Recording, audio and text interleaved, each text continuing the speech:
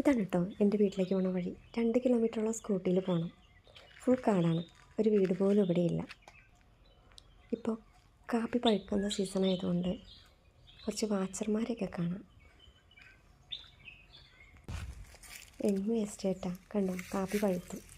പറിക്കാൻ എസ്റ്റേറ്റുകാർ ബെല്ലാരികൾ ഇറക്കിയിട്ടുണ്ട്. അവരെ വീഡിയോ ഞാൻ ഒരു ദിവസം കാണിച്ചു തരാം. അവരുടെ കൾച്ചർ എന്ന് പറഞ്ഞാൽ വെറൈറ്റി കൾച്ചറാണ്. കണ്ടോ ഈ വഴിയിലൂടെ പോയാൽ നല്ല അടിപൊളി ഡാം കാണാം. പക്ഷെ എന്ത് ചെയ്യാം, പ്രവേശനമില്ല. എന്നാലും ഒരു ദിവസം ഞാൻ വേറെ വഴി കൂടെ കാണിച്ചു തരും.